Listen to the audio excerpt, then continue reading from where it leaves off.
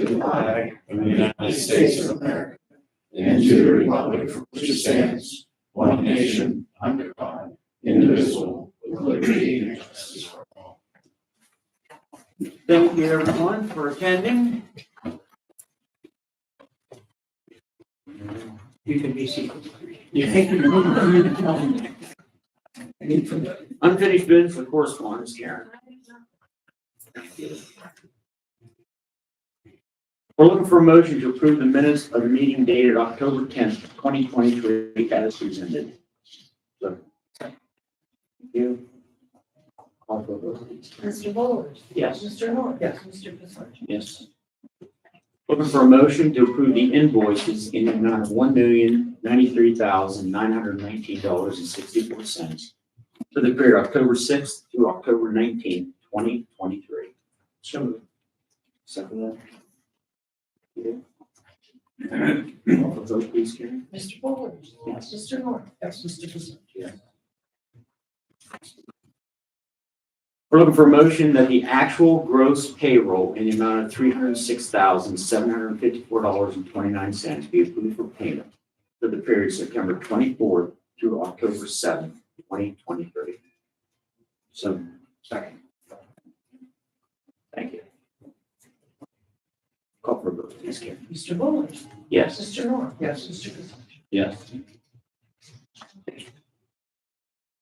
Again, we're looking for a motion to appoint Jennifer Monteweezer, Civil Defense Emergency Management, to the LEPC committee. So moved. Second. Thank you. Call for a vote, please. Mr. Bowles? Yes. Mr. North? Yes. Mr. Pacich? Yes.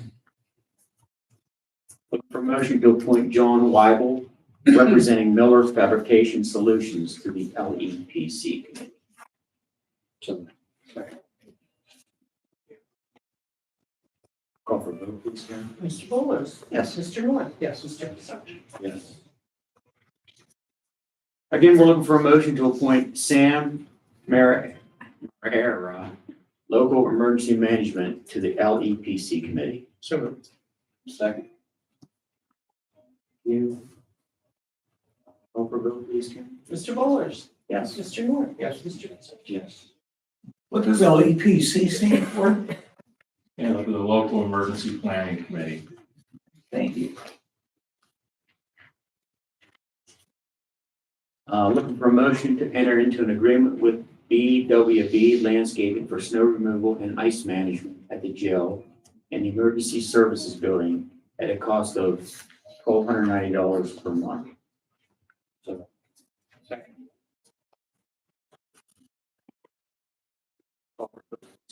Mr. Bowles?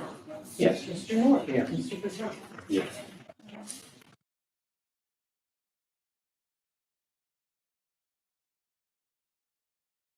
For a motion to reappoint Karen Allgaier of Brookfield to the Community Connections Advisory Board for a 3-year term. Mrs. Allgaier's term will expire December 31st, 2026.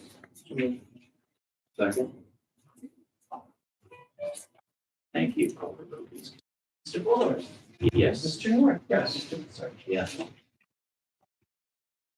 Motion to reappoint Diane Knight of Broadway to the Community Connections Advisory Board for a 3-year term. Mrs. Knight's term will expire December 31st, 2026. So, second. Thank you. Call for vote, please. Mr. Bowles? Yes. Mr. North? Yes. Mr. Pacich? Yes.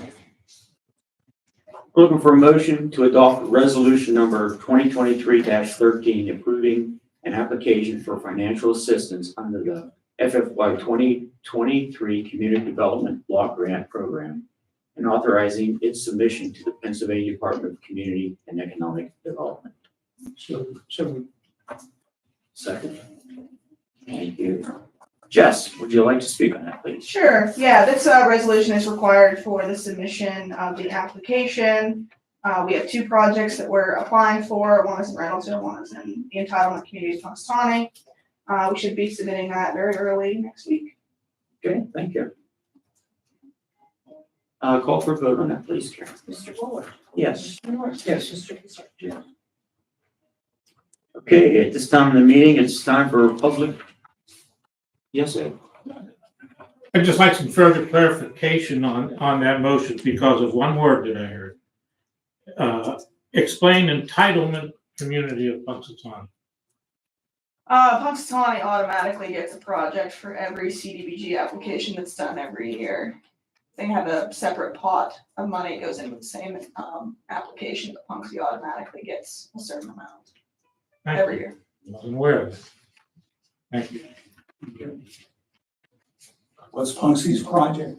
The community center, they're getting a new roof. Needs all kinds of things all the time. And just for the record, Reynoldsville, they're doing a water line replacement on Worth Street.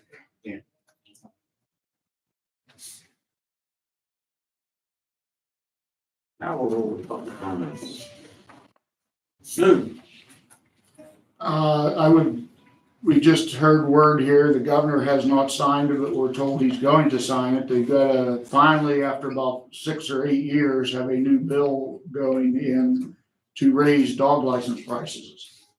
The regular yearly licenses will be going up a little bit, nothing major, but the lifetime, if anybody is interested in getting a lifetime dog license, they need to get ASAP.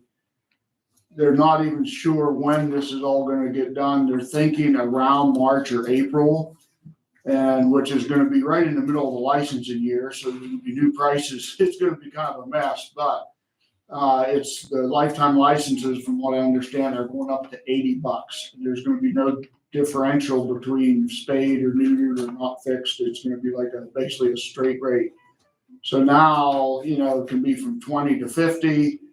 It's looking like it's gonna be $80. So like I say, if anybody's interested or getting a puppy or whatever, there's a little bit of a window here that they can save some money. Okay. Any questions for me on that? Is that a lifetime per dog or lifetime per owner? Per dog.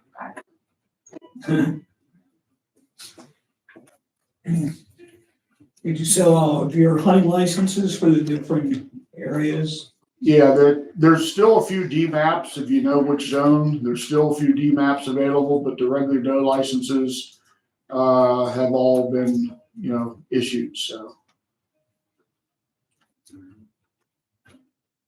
Trace, what you got? I got a couple things here. First of all, the county's hazardous mitigation plan that we've been working on for the past year and a half is now completed. And it's in the hands of FEMA for their mandatory 45-day review. Once they've reviewed it and sent it back to the county, with any revisions that need to be made, we'll complete that for the final approval. And then once we receive that, we'll be bringing it forward to the commissioners to adopt as the county plan for the next 5 years. And then we'll be reaching out to each of the municipalities for adoption. Under the FEMA regulation, every municipality in the country must have a hazard mitigation plan. And with it being such a dynamic document, it's all encompassing. Most all local levels adopt a county plan. So this is a requirement for any municipality when they want to apply for pre-disaster, post-disaster mitigation funding when it becomes available. So again, that'll be coming forward maybe before the next commissioners meeting that we get that back. But I wanted to get that message out, especially to the municipalities that we'll be reaching out to them once it is approved and going forward with that. So, and again, that'll be our approved plan for the next 5 years. As you guys know, we suffered a lightning strike at our Mapleville Tower on September the 7th. Some of the equipment that was damaged was multiple radio transmitters, antennas, surge suppressors, our camera system, and a generator and a transfer switch. Right now, we're a little over 18,000 in damages, which is not including the generator repairs yet. We're waiting on 2 parts for the transfer switch, and then we should have that all back to normal. We can actually start the generator now and switch power over manually, but once some parts come in, then it'll be back up to a full automatic process. So just wanted to update that. So far, the insurance company has covered everything except for our deductible, and hopefully we'll have that done here before the snow starts falling. That's all I got to. Thank you. Any questions for Tracy before we move on? I don't have a question, but I have a comment. We had the privilege of Tracy and Chris giving us a tour of the center last week. And I want to commend the county and Tracy and Chris for the awesome setup that we have here. I was very impressed. And I just wanted to put that across that Thank you. I Thank you very really much. appreciate the tour and what we do have in Jefferson County. Thank you. It's a lot. There's really nothing to do about lightning strikes, or is there more protection you can do? I mean, it seems like it just does it, it just picks a place and. You know, every one of our sites, we have grounding capability, and most generally that takes care of it. But this was such a dynamic strike that it even affected some of the grounding, which will be replaced here either later this year or the first of next year. But yeah, it's Mother Nature. There's not much you can do. We have about 6 billion joules of electricity whenever that lightning strikes. With the grounding system that absorbs 6 billion. That's a conspiracy theory. God and Mother Nature. That's a lot. How old are all our towers? That's, well, how old is this current lightning system? It's been a long time now. We haven't really had to replace any towers that are putting on towers. No, we haven't had to do any of that quite some time. We did have back in the early 2010s, 2012, we did have some strikes that it did affect some of the equipment. We had to get replaced, but knock on wood, we've been pretty fortunate with things here lately, so. Is Mapleville like your main tower when you're, since it's so close to Mapleville? Mapleville was the original site for the county, back when county control was first formed, between there and the water tower at the Hazen exit. The tower now is more regionally located for the Brookville, Corsica, Somerville area. You know, the outlying areas of those areas that cover that. But it is an integral part of the system because it helps with the delivery of the simulcast to all the other tower sites. Are you able to use it at all during this, or do you have to use like Fire Tower or someplace like that? We did experience an outage with it, but it did not affect the dispatching of it. So it just affected on the regional end of things. But the other sites were able to pick up and still be able to function. It just degraded the signal here, the radio signal when it was down. So. Thanks. Chris, did you have anything you wanted to add? Just made sure he delivered everything properly. Okay. How did he do? Pretty good. Pretty good. Hey Doug, I didn't mean to skip you because your other two cohorts, said some stuff. Did you want to share anything? No, not really. Lexi, how's the HR world? Good. Okay. Okay, anybody else? Are we ready for our election time? I see the box, the official box for mail-in ballots now. Is that ready to go or out there? Out here? That's a Karen. Out there in the hallway.